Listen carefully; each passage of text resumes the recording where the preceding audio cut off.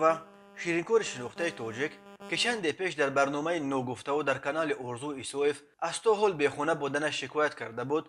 روز 22 ایون در یک پیام نو که نیز از طریق کانال ارزو ایسوف نشر شد خبر داد که مشکل بخونگیش بالاخره و با صورت معجزه‌وار حل شد، چون که صاحبکار معروف دست به خیر رحیم باباجانوف معروف به رحیم غرمی برایش خونه توفه کرده است. در یک هفته اخیر گلبهور غفور و علکه دومین هنرپیشه تاجیک است که رحیم غرمی صاحب خانه میکند.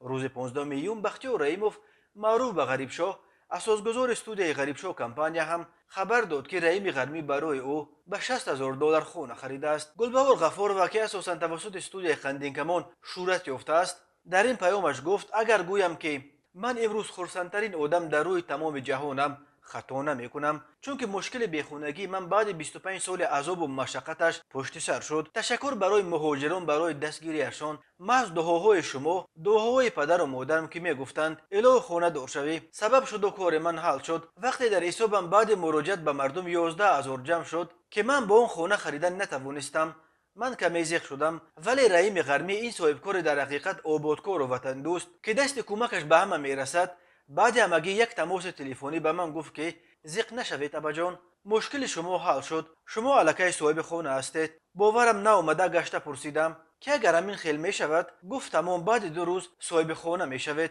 و همین خیلم شد. گلبهور غفور و وقت این خبر را گفت به اختیار از چشمانش اشک جاری شد و این باره این اشک شادی بود. شادی از صاحب خانه شدن بعد 25 سال بیخانگی. خداوند همه بیخانگان را صاحب خانه گرداند. طوری قبلا خبر داده بودیم همگی یک روز بعد مراجعت شیرینکار شناخته تاجک بختیار رحیموف معروف به غریبشو از بیخانگی شکایت کرد. صاحبکار معروف دست به خیر رحیم باباجانوف معروف به رحیم غرمی مشکل این هنرمند را حل کرده است. در پیام نو که روز 15 میلیون بازم در کانال ارزو ایسوف نشر شد غریبشو اعلان کرد که مشکل 30 ساله من در بین همگی یک روز به طور معجزه‌ای حل شد با شرافت دوست و برادران دست به خیر ما رحیم غرمی. غریبشو گفت بعد تمام شدن تهیه اسناد در روزهای نزدیک ویدیوی مراسم کلیدسپاری را از یک طرفخانه مشهور به نمایش خواهد گذاشت.